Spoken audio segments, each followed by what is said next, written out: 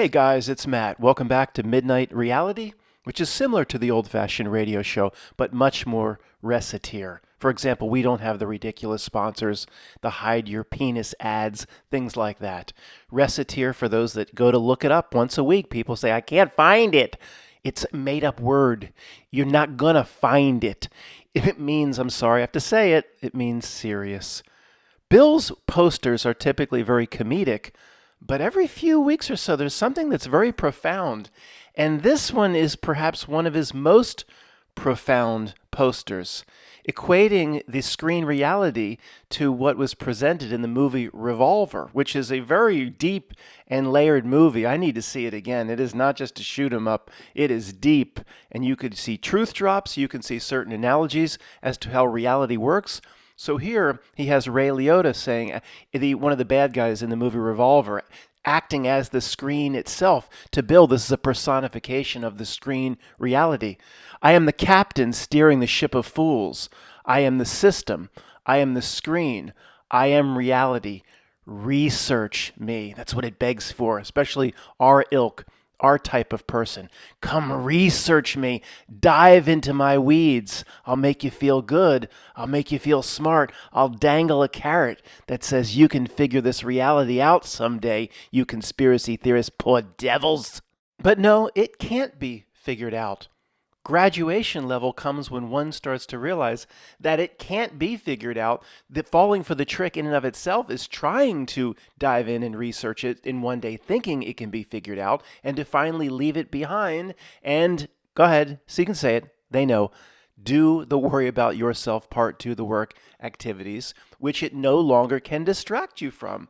The entire screen reality, Matt, set up to distract me from the worry about yourself activities. And as we move out towards the screen, even if it's real, it's fake. It's actually fake. Even if it's real, it's fake. And somebody really got BAM! I was there, Matt. It really happened. You know, ketchup flew everywhere.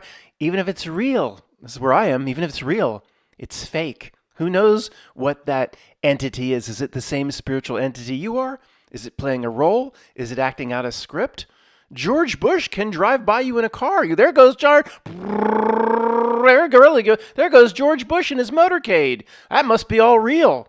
No, not necessarily. Once we die, pass from this world, I think we'll look back and say, oh, okay, that's that how it worked. Oh boy, I could have never really understood when I was there how it worked. Now I can see the layers are all on top of each other. Each layer is very different. These spiritual beings, these entities are completely different, but we all seemed like we were there together.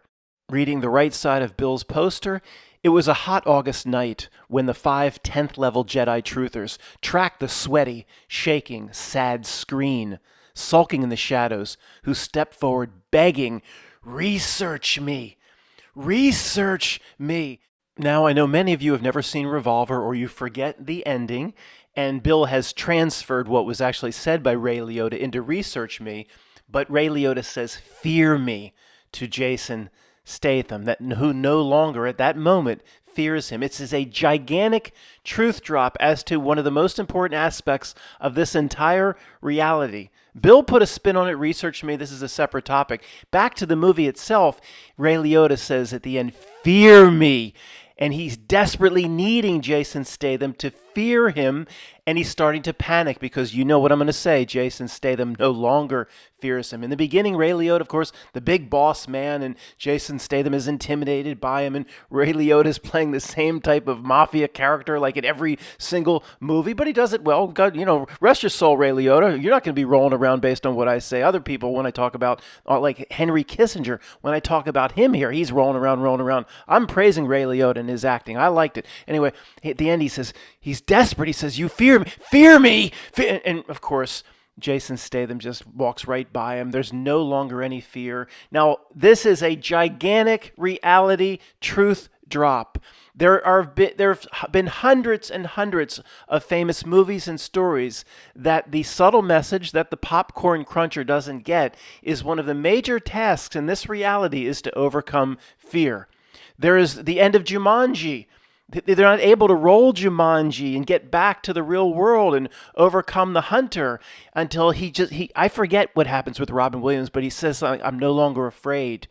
Do what you must do, hunter. the hunter with the characterization or face of his father. Go ahead, shoot. I don't care anymore. There's no more fear. Only at that moment was he able to roll Jumanji. Rolling Jumanji in this reality is doing what we need to do. Now we're trapped. We're trapped. We're trapped. Trapped. No, rolling Jumanji, doing what we need to do for ourselves, overcoming fear. We don't have to be perfect. We don't have to go out and take on fear. We don't have to be perfect. We just have to do enough from our own assessment, per our own metrics. Luke in Empire Strikes Back, he says to Yoda, "I'm not afraid." And Yoda says, "I'm going to try." "You will be." That's terrible. "You will be." I'm not afraid. That fear is a huge part of Star Wars. That's why the most current horrible, wretched 3 sequels are trying to go back in time and ruin the original.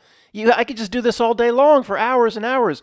Nightmare on Elm Street. I remember writing about some of these in one of the books that I wrote. Nightmare on Elm Street. Once she decided, I don't remember the details, that she was no longer afraid. You just get to a point where you've had enough. It's kind of like you're pushed to the limit, and then the fear kind of goes away because you no longer give a shit. That leads to the scene in Shawshank Redemption. She's no longer afraid of Freddy, so she starts kicking his ass. Only if he can maintain that position of fear. Freddy Krueger, Jumanji, all these examples is the Not Milk itself and what it is out to do to our spiritual journey. The end of Revolver. Ray Liotta's desperate. He's sweating, and I'm putting some more words in. You fear me, right? It's done a little bit more poetic than what I'm presenting. Fear me, come on, you. And Jason Statham. He so much doesn't care. I don't think he doesn't get any revenge. He doesn't punch him in the face. He just walks right by him. That's what we are to Not Milk. If you're out fighting it or whatever, you're at its level. If you just simply see you're trillions of times larger than it, then it doesn't matter. Nightmare on Elm Street.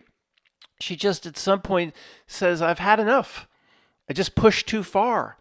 The Jumanji is a much better truth drop. It's a complete overcoming of fear, no matter what may happen. And then the game, then right at that moment, the correct die are rolled, and they exit the game. Isn't that interesting? And then, of course, one of my favorite examples of all time, our friend Erin, a shout out, she works at Shawshank Prison, but it's like the prison's in Ohio or something like that. She works there. She sent me a T-shirt. It says, so was Brooks was here. So was Red. I gotta wear it for you sometime. She's probably listening to me right now in a Shawshank Prison. I'm not even joking. Red. Oh, but this is what we've done. Oh, Matt, you talked about this years ago. You're being repetitive. Oh, it's one of my favorite things to talk about of all time. Yeah, we talked about it years ago, and I'm going to talk about it 5 more times if I'm still here. Now, there are 3 parole hearings. Of course, in the first 2, Red says what he thinks the parole board wants to hear, what the Not Milk wants from him. He has fear, the fear of not getting his parole, the fear of missing out. That's FOMO, I guess, from a Shawshank perspective. Just say what they want to hear. Of course, what happens every time? Rejected. Am I rehabilitated? Oh, yes, sir. Yeah, oh, yes. It's just like Bernie Mac joked about in Ocean's 11. You want me to shiny shoes? You want me to dance? That's what Bernie Mac said, not what Matt said. He said, rehabilitated? Absolutely, sir. I'm no threat to society here. You let me out. I'll be a good little boy. And that doesn't work. What worked is at the end, Andy had left. Andy was long gone. His closest friend was gone. He figures I'll be here forever. He saw what happened to Brooks. He no longer gave a shit, but that went hand in hand with no more fear. In this case, no fear of getting rejected. Didn't give a shit. Are you rehabilitated? Rehabilitated? I don't even know what it means is. I know what you think. I know what user thinks it means. I know what you think it means, Sonny. What does it really mean? Do I regret what I did? That young man, I want to talk to him. I want to give him some advice. Whatever. Matt, you're getting it wrong. You usually get it right, so I'm getting it wrong. Whatever. So stamp your form and stop wasting my damn time. They should have added in whoever directed it. You son of a beach. Stamp your form and stop wasting my time. 0 fear. Not 1%. 0. This is a gigantic truth drop as to what this life journey is all about. Let's go back to the poster for 1 minute before we move on to other topics. So Bill brilliantly took the theme of Revolver, which is an incredible metaphysical truth drop of, the desperate need for the bad guy of Jason Statham's reality to fear me. I'm going to add some words, but as he walked by, come on, fear me, please fear me. Come on, you still fear me, right? But Bill turned it into another thing the Not Ilk desperately needs from our ilk. Research me. Come on, keep researching me. Oh shit, a lot of people are walking away. It's like it's like Ray Liotta at the end of Revolver. These people are walking away. They're not looking at my news anymore. Give them some more, mud flood pictures. Create that shit at the Illuminati Control Center, Chernobyl. Give them some more, incubator baby breadcrumbs. Give them some more Tartaria shit. Come on, man, Matt, you people, come back. I'll give you more shit that's interesting. Come research me. Oh, you're gonna worry about yourself and do what you need to do in your reality? No, that don't work here. Come back and research me. I'll give you more incubator baby shit. Guys, I know this isn't appropriate for midnight reality. I got to do this for just a minute or two. Every time I go to check on Duluth and Dubuque, there's something that's just hilarious I could talk for an hour on. We'll get back to, I'm going to talk about the Mandela effect. Yes, even to you people that get triggered by it, people talking about time shifts, reality shifts related to the James T. Kirk thing. Yeah, I want to talk about major midnight reality topics, but let's just have fun with this for a minute, guys. Trump imposes $100,000 fee, and I think he has the authority to do this. I don't think this can be blocked by the courts, but everything's blocked by the courts, isn't it? And it's going to take effect soon. $100,000 fee on an H-1B visa. That's the corporations that hire the foreign workers to come into the United States to work. But now most of these visas, these fees are paid by the corporation. In most cases, if you're some major programmer, AI, and you're coming from Bangalore, India into Silicon Valley, California, these are paid by the company, but not in every case. Maybe it's 20% of the workers coming in have to pay the H-1B visa fee themselves. I don't know, depending on, it's going to happen to some people. They're going to approach the desk or wherever they have to get their final paperwork stamped after they arrive in the United States. Do they still come through Ellis Island? I think so. And she'd be like, that'll be $100,000, please. What did you say? I couldn't have heard that. No. $100,000 for H-1B to work in the United States? I brought $2,000. That's what it was last week. Well, now it's $100,000. Well, I ain't paying no $100,000 to work in the United States. Hey, then you don't get no job in the U.S. and you don't get no Coke. $100,000, that's more than I'm going to make in a year. That's the new fee. Sir, we know a lot of people can't pay it. That's why those boats are out there, those broken down old tugboats that take your broke asses back to the country from which you came from. Just picture that window where Semi approached to wire, he was wiring Zamunda that he needed more funds. Semi ran through all of Akeem's money, redoing the apartment. And do you think $500,000 isn't enough? See, not everybody that can't pay the H-1B fees can get Zamunda to wire more money. Do you think, well, why don't you go for a cool $1 million? You don't think that would be too much? Not everybody can wire Zamunda. So these poor bastards are going to get put back on the boat because now it's $100,000. This is actually a pretty good case study, so one more minute here, guys. The H-1B visa for those coming from foreign countries into the United States, it's typically a skilled worker. It's not necessarily all technology, but a skilled worker. But they don't talk about this in coming to America. You can't come to this country from Zamunda or any other country and go work and get a job without a visa. They came in as tourists, as normal African students. They can't. This is illegal, man. You can't work in the United States unless you get a visa. Now, this wouldn't have been a problem. The ICE or whatever, they would have invaded McDowell's. They would have shut the place down, and they would have said, you've got 2 illegal workers here. They need visas to continue to work at McDowell's. And it would have been very simple. He wouldn't even needed to wire Zamundi. Akeem would have said, how much is it? And it wasn't $100,000 back then, but if it was, he said, Semi, give him your pocket change. And Semi would have taken $100,000 out, given it to the federal officials, and they would have continued to work. And then I have a date with Lisa. He would have been able to date Lisa. But if anybody else was working at fast food in the area of Queens or McDowell's or anywhere else that couldn't pay the $100,000, they'd be snatched up, put on the boats in the Hudson River, processed back through Ellis Island, and their broke asses would be taken home. This is a real problem. And of course, before the courts block this one, the courts will eventually block everything. That's just how it works, and that's how everything is explained to the masses.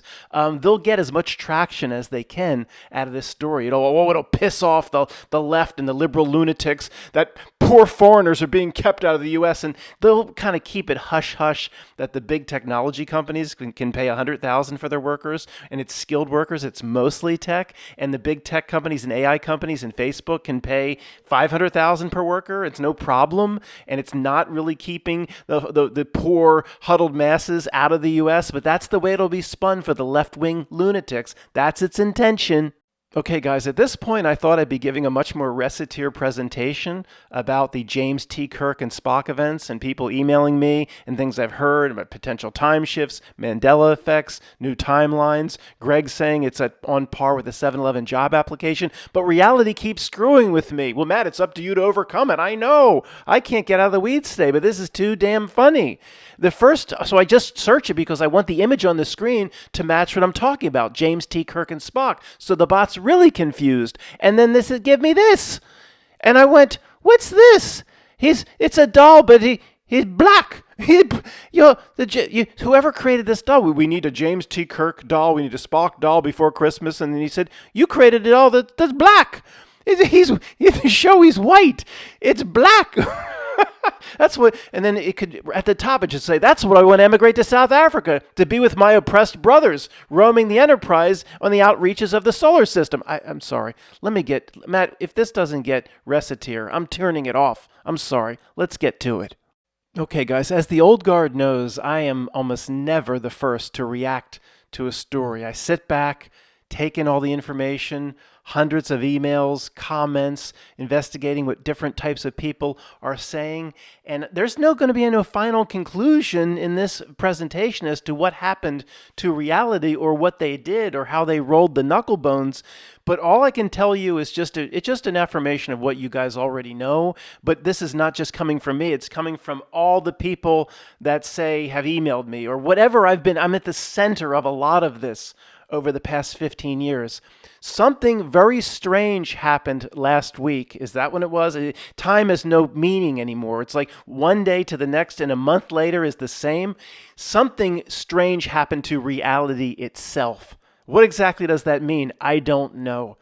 But when I just yesterday listening to Reagan talk about time shifts, and that would be like the 100th thing that I've heard. Life Matrix, who is famous in certain Mandela effect circles, hinting to me that something very big happened with reality itself because there's too many strange things going on, starting with the strange thing that I noticed right off the bat was how many of us had never heard of this individual. Many of us had never heard of him. How could it be the biggest story of all time if many of us in our little circles or our little lifeboat had never heard of him? Now, for those getting triggered, I'm not going to jump right to Mandela effect and he didn't exist in our timeline. Is it possible? Yes. I'm not going to just jump there. I will talk about it most likely. I will explain to you how that actually makes more sense than you may think. If you think those that get triggered by the Mandela effect, and I'm not going there, but it is a possibility that I must leave on the table. For those of you that get triggered by Mandela effect conversations, let me just ask you a quick question to see if you're Mandela effect. I'm not Mandela affected, Matt. I ain't got no interview with a vampire movie quotes that changed. Well, let me just ask you the question. Do you think that this world is completely bonkers, is completely alien from what you knew in the last century? Is it at a level that just makes no sense to you? And everybody's shaking their head. Yo, absolutely. Then you're Mandela affected. Okay, it doesn't have to be a movie quote. That's one symptom of many ways it comes through. A complete breakdown where you don't recognize the world, but yet everybody on the ship of fools thinks it's completely normal, actually is the Mandela effect. It's just a different aspect of it. The ship of fools is actually ... kind of a loose, different way of actually talking about a reality shift. It's not that much different. I think I told you, I forgot to mention this. Greg, the day it happened, is calling me to, and I said, I don't know anything about this. I don't know who the person is. Greg's saying it's like, could be another 7-Eleven, another 7-Eleven submission of the job application. I go, what are you talking about, Greg? He was more right than I was at the time I argued with him. What are you talking about? I never heard of him. He said, you should see what people are saying. And all these groups are being moved to take action and this and that. And this could create all sorts of violins and violas. I said, Greg, relax. You're getting way. And he was on too much social media. But Greg, although he does not pursue what we do anymore, he basically left it behind. I keep him in touch with certain things. He's just like, I can't take it anymore. Greg is very insightful. Greg, when he got out of his test a few hours in September of 2001, leaned over to a classmate after they were sequestered in their test, people he didn't even know, saying, you see what's happening on that television? That can't happen. That just hours later. Greg is very insightful. So he's saying this is another on the level of 7-Eleven. And I'm just thinking when he's talking about this, and I don't think he really even knew himself what he was saying, but now we have all the information has been like amalgamated. I think he was saying, and I haven't talked to him for a few days, not that it was as big, like the whole world was watching and we were going to talk about this to the same degree as 7-Eleven, but like something with reality itself is going on. And I'm sorry, I'm not going to be able to get to the bottom of that for you in this video. But something very strange happened, metaphysically strange. And it started with me, where it started to blow up. It was brought to my attention going into the next day. And I thought, how is this possible? Where not just I had never heard of him, many of us in our community, I can't put a number out, but a very strange number had never even heard of him before. How is that possible? And I don't want to do here what I get on so many Mandela effect researchers for doing. And you know what I'm going to do? Because they never really saw that Brady Bunch special, they'll make videos saying that it was a Mandela effect and that Brady Bunch special never existed or they would have seen it. You know, I hate that sort of thing. So Matt, yeah, just because you never heard, you don't turn on television and you just go make your little stoves. You some loser, you never heard of him. So it was a Mandela effect. He never existed and it was a timeline shift. If it was just me, I wouldn't even be saying this at all. I wouldn't even be mentioning it. But the number of people I've been in touch with, I mean, even those that had heard of him were like, well, I heard of him like once or twice, I think, but not on the level of Ben Shapiro, for example, but in terms of fame now, some of them just right on the same level. Well, we've been hearing about creeps like Ben Shapiro and those playing that conservative role for 10 years. I'd say I've heard thousands of stories about little creeps like Ben Shapiro. Is there anybody listening to me that thinks that that person's on our side and not a not milk player? Or you have a lot of work to do, but there are some people here at different levels. I mean, one of the biggest not milk creeps of all time, just playing the role of, Matt, he's saying things we want to hear. No, you don't get to that level unless you're doing exactly what the not milk wants, whether you're in on it or not. So I don't watch anything. I turned everything off like, you guys 5 years ago. I do quickly take a look over at CNN to check on, make sure there's no major event before I start making a video that I need to talk about that major event. If World War III just broke out, I don't think a Melvin and Bezos special is very appropriate. I have to take a quick look, but that's all I do. But me and then hundreds of people in our community saying he never even heard of this, and somehow it's the biggest story. Okay, I guess at this point I am being a little repetitive, but you get the point. That was just the start of the creepiness. As the old guard knows, I am not an empath. I don't see auras around people. I do not have any of those skills or abilities. And in my advanced years, I don't think it's worth trying to develop them. And why should I? Because there's so many empaths in our community. There were people that came to me and said, Matt, I felt something. Okay, some strange, you're doing Star Wars, Matt. You're just reconfiguring Star Wars for this presentation. You're stealing it from Star Wars. I'm not. They stole it from us. It was a shift in the force, like Alderaan was gone.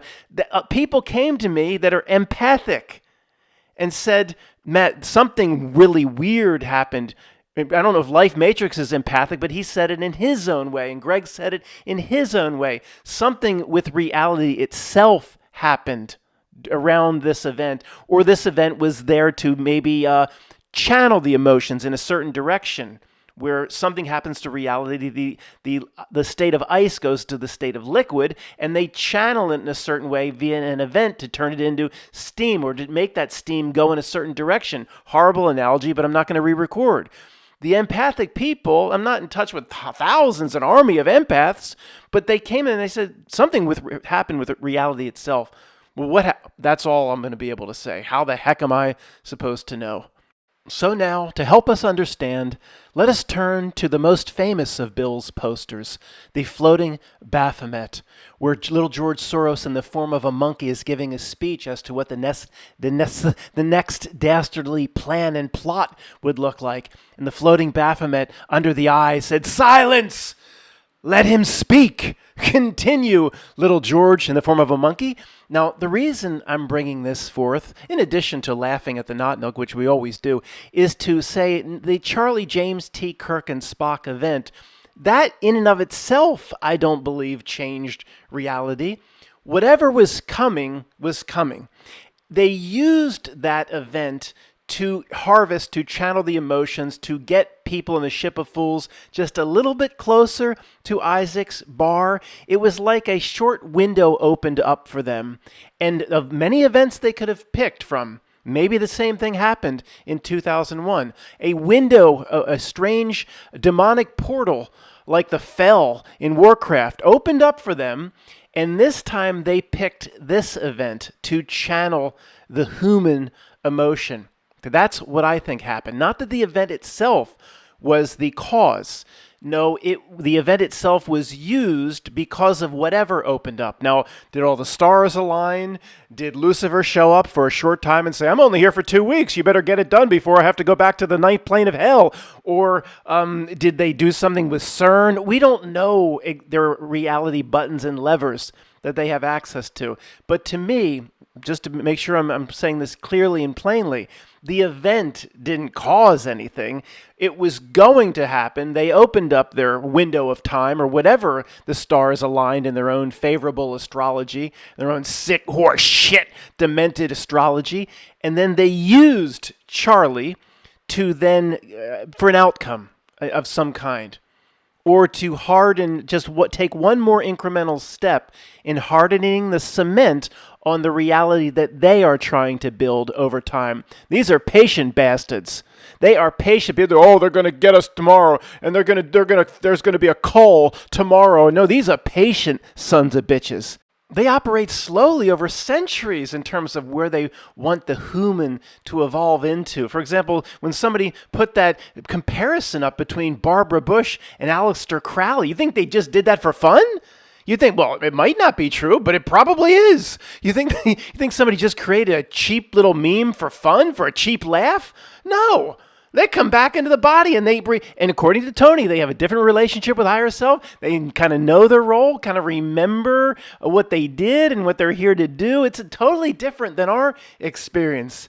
You don't put Barbara Bush next to Aleister Crowley face to face for a cheap little meme and a cheap laugh. There's something behind that, whether that's true or not. So let me lay out for you, using Bill's poster, what may have potentially happened via the energies of September the 10th through the 11th. And it may be a little bit off in terms of what I'm presenting here, but it'll be a lot closer than what the news said happened. And I might have hit the nail on the head. And Bill might be actually right that they actually took the form of a monkey for this meeting. But whatever form they took, you can't really tell who each of them are. But in that audience there, they look like primates. But there's Bill Gates, Larry Ellison, Santa Claus Schwab, Zuck the Borg, all the players in this reality, all the real creeps. Alec Baldwin is making coffee in the back, and whoever their leader was taking the form of a Baphomet in this meeting, Lucifer or Satan, whoever it may be, said, I don't have a gavel here. Call to order.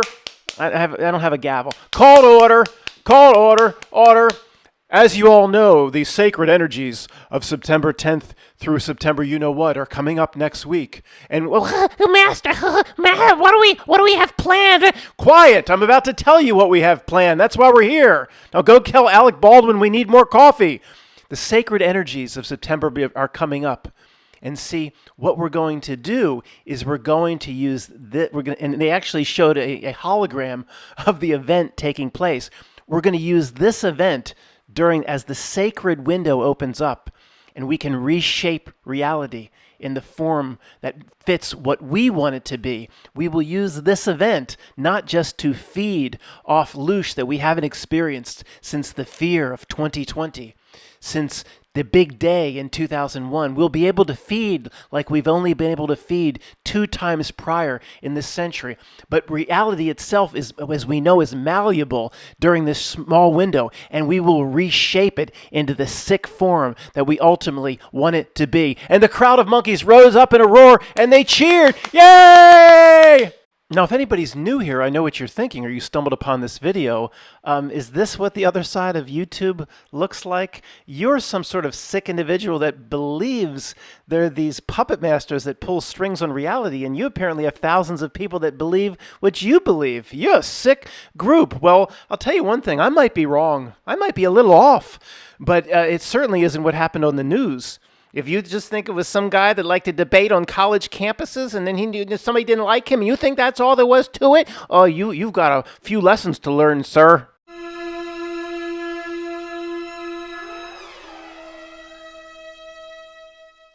So what we're about to discuss could be a potential reason for the Mandela effect, quote, changes that per retrocausality have always been here, except for the strange residuals. I'm not saying I have it figured out, but to me, this is one of the leading possibilities to explain the Mandela effect. No, it's not time travel. That is the most idiotic explanation of all time. Time travel. Did a time traveler go back through a little machine and push Australia 1,000 miles north? It was real strong like Superman.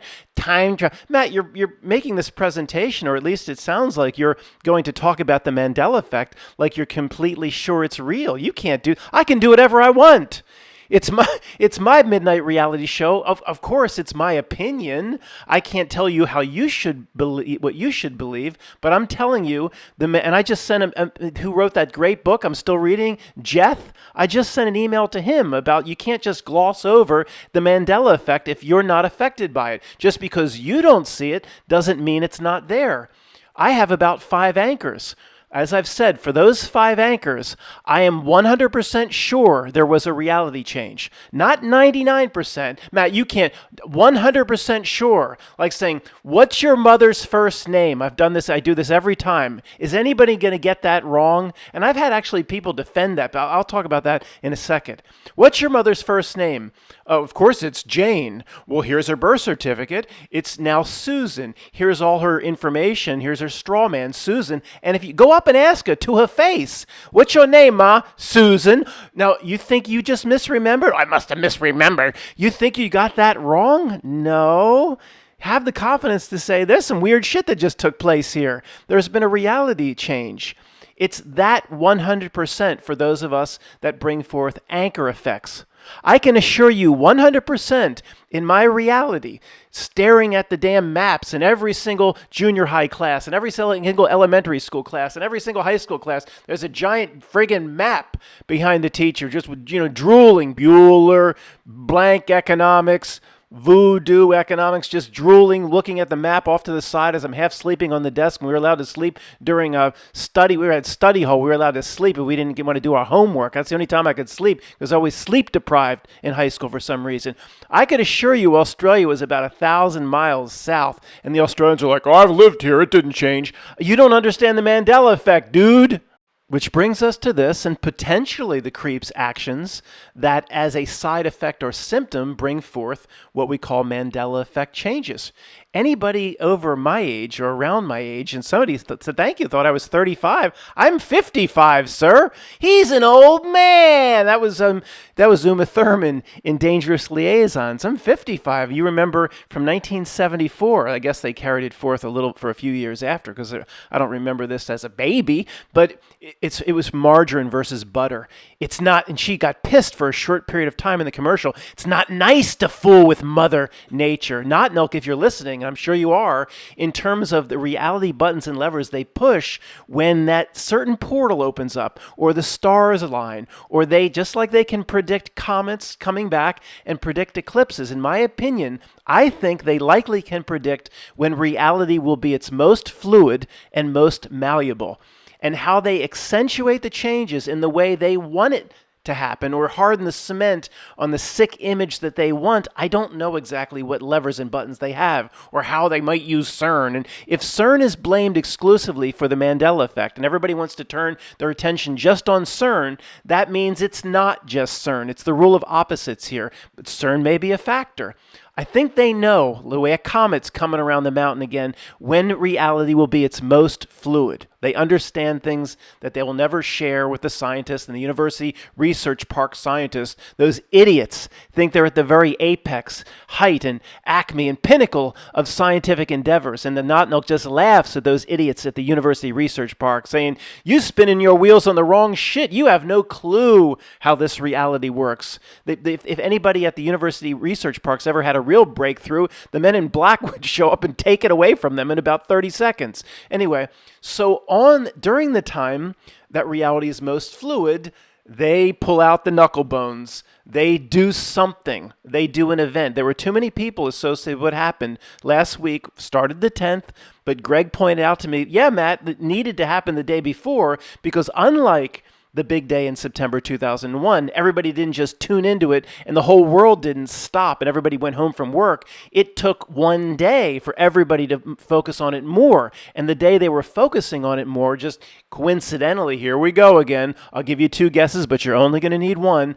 September you know what was the day most people, the hundreds and hundreds of millions, were focusing on it.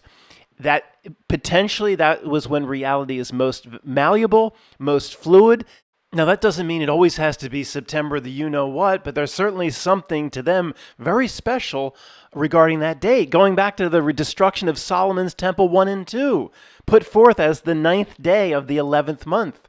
I know it's the 11th month, but who knows what the 11th month was to them back then. The 9th day of the 11th month still put forth the destruction of Solomon Temple 1 and 2, and put forth the same way as it's still the 9 before the you-know-what. That's all that's likely important to them. You think they look at the calendar and that's really important? No, it's their knuckle bones presentation. So it's not always the 9th or the you-know-what in the numbers, but there's other times. But we know that date is very special, and they bring it forth as much as they can. Remember the murder of Ambassador Stevens, was it, in Benghazi, was on the same. Oh yeah, Not Milk. Get some creativity. My God, shit. Nobody in this lifeboat's gonna believe anything that happens on you-know-what date going forward. It could rain outside. So I don't believe it, but it's raining. Look, the drops of water are falling on the window. I don't believe it because it's happening on this day. You've got us jaded, Not Milk, or we don't believe a damn thing that happens on that day. You've put all your cards forth, and it's getting rather pathetic. So why am I showing this image about Mother Nature in the old commercial? Well, it's a truth drop back in 1974. If you mess with the fabric of space and time, there will be a price to pay. Maybe for them, hopefully, but also a ripple through reality itself, which could be the Mandela effect. She says it's not nice to fool with Mother Nature. If creeps at the Not Milk Baphomet meeting, if you know that tomorrow, which is whatever date, reality will be its most fluid for this 10-year period and cycle, and you're going to pull an event off and try to push energies in a certain direction, if you mess with the fabric of reality, there's likely a price to pay. They know it. It could be what's called the Mandela effect on the back end. I don't know. I'm just throwing this out. I think there are changes in reality every day, and for some reason we're just synced to go along with them. Just because I have 5 anchors over here, there could be 80,000 changes in my lifetime, including yesterday the sun was red and the sky was red, and to me it's always been blue, and it has always been blue per retrocausality. I think these types of changes happen all the time, and we're never going to be able to understand in this dumbed down, governed down mind and avatar why a reality needs to operate like that. Most changes, 99.99999 or whatever percent, we just go along with. It's always been that way. That's the way I think it works. But every once in a while, these changes, maybe they're more accentuated than reality intended them to be. If they pull something, maybe Australia shifts up 1,000 miles and they say, oh shit, we didn't want that to happen. And it's such a change that's outside of the standard deviation. Here's me in that dumb word again, that a few of us notice. I never thought in the past it could be the actions of creeps that caused the Mandela effect, but now I see it as more possible. Am I saying that's it? No, but I'll leave that on the table or put it a little bit higher up in the pecking order as being possible. See this? Australia to Papua New Guinea, if you include the little island off the tip there, which is technically part of Australia, it's only 90 mile between Papua New Guinea and Australia. And if Australia is one of your anchor Mandela effects, this is one of the most ridiculous things you've ever seen. Impossible and absurd. If you're Mandela affected and an anchor is Australia, like it is for me and about 1 million other people, whether you can see it or not, this is so ridiculous. The big continent they call Australia was like 1,000 miles south. The entire world has been squeezed via the map if you're Mandela affected, and certain map changes are what you would call anchors. And even if you don't, oh, Matt, this can never be proven. It's just your stupid ass opinion against someone else's stupid ass opinion. And no, you actually can prove it. You almost can prove it per the way the facts line up on reality as it exists today, starting with endemic species. When I first went to research this years ago, I don't know how many thousands and thousands of endemic species there were just in Australia. That means they're only found in Australia, nowhere else. And see, reality corrects its mistakes over time. To me, all the residual evidence and the residual errors mean that something is fucking with reality. Maybe these changes are natural, but the milk knows, like we talked about, when it'll be most malleable, and they fuck with it somehow, whether it be their grimoires or their knuckle bones or whatever spell they cast on the big day in September when the job application was submitted. They screw with it. So maybe the changes that would normally occur in a fluid reality are accentuated or adulterated or bastardized. Okay, this is ridiculous. Endemic species. First time I researched it, there are thousands and thousands of species that are only found on Australia, including birds. That's impossible. Birds especially. You know how easy it is for birds of any species almost to fly 90 mile? If the wind's right, they don't even have to flap. You'd have the exact same birds on Papua New Guinea as with some, maybe certain storks and shit like that couldn't transverse it. But any normal bird that can fly, Canadian geese, they fly like 400 miles at a time. And they laugh the whole way of doing it. That's the squawk, squawk, rap, rap, rap, rap. They're laughing at you. Rap, rap, rap, rap, rap, rap. They're not telling who's going to go first in the V and who's going to go last. They're laughing at you. That's what they're doing. We're not the top species in this place. That's a joke. We're the bottom species here. A worm is higher than the Homo sapien human. The birds would be exactly the same. Endemic species. And you'd have foxes and shit swimming across the little strait, 90 mile. You'd have bugs washed on pieces of floating driftwood. You'd have the same shit. Even the people, though, you think how about the people? The damn Aborigines, they don't look like Papua New Guinea. They're called Papua New Guinea because they're very dark skinned. They're black. They're black. That's why it's called New Guinea. They think the people, the whiteface came down and said, these people are in the wrong place. They should be in Africa. That's where it came from. I'm not making it. I'm not joking. The Aborigines, they would look the same because they'd interbreed. They'd be swimming back and forth like March Spitz motherfuckers. Swimming, from the endemic species alone, you can prove it. But reality takes care of its mistakes when it knows that maybe the George Bush creatures overstepped, and reality itself will clean up errors that will get people to think the way we're thinking. And if I go to research it now, in my opinion, there's no doubt the number of endemic species, or this whole me making this argument would be much harder to make than the evidence that was there when we first saw the shift. And of course, there was no date of change.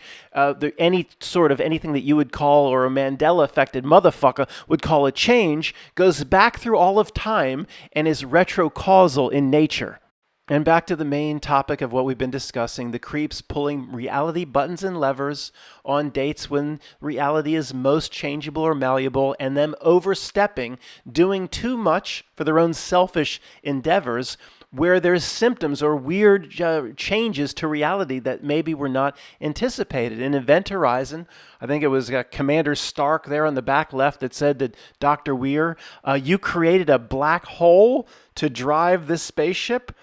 You are trying to harness the power of the most destructive element in the universe, a black hole, and you don't think there'll be a price to pay? You mess with the fabric of time and space. You're messing with reality itself, a black hole gravity drive, and you didn't think there'll be a price to pay? That's the truth drop.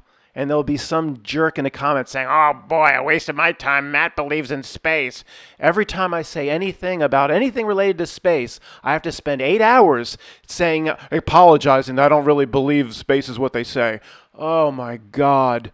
It's just the way it's said in the movie. You think you can mess Not Milk with the fabric of space, time, reality itself, Not Milk, and you don't think there's going to be a price to pay for that? Look what happened to Dr. Weir at the end of this movie. Somebody gouged his damn eyes out. So in summary, I believe the empathic people are correct. Going back to September 10th, moving into the 11th, something happened to reality itself. The event didn't cause it. The event that made the news acted like this laser beam to focus the energies of the event, or whatever was available, in my opinion, to Not Milk on that day. The event was used like a laser beam. The event didn't cause it. It was going to happen on its own via the stars aligning up or whatever it may be, and maybe the Not Milk adds to whatever is offered up to it naturally using CERN or whatever else it has at its disposal. The event came after the fact to focus the energies, and it's like a sailboat. The waters are frozen. Maybe this is how it happens. And the earth or whatever becomes malleable, fluid reality, changes happen. If it pulls its lever too far, maybe Mandela effects happen, and the frozen water becomes liquid again, and the boat can sail. And it sails its boat in the direction where it wants reality to go, in its sick, demented, demonic image. Then it goes 10 minutes, 10 days, and then the rivers and the oceans and the lakes freeze back up again, maybe. And it has to plot out what it's going to do with the sailboat and how it's going to focus its energies the next time the ocean becomes liquid. That's the way I see it. Is this by going too far? By taking too big of a bite? Is this the Mandela effect? Maybe. I don't know. It's fun to talk about. None of this matters regarding the worry about yourself activities and what you need to do for yourself. This is all an analysis of the screen. It wants everybody to get close to the screen, to merge with the screen. That's what those on the ship of fools are doing. This has nothing to do with your worry about yourself activities. No matter what they pull off is irrelevant. There is no reason to be 1% fearful of any of it. Thanks for listening.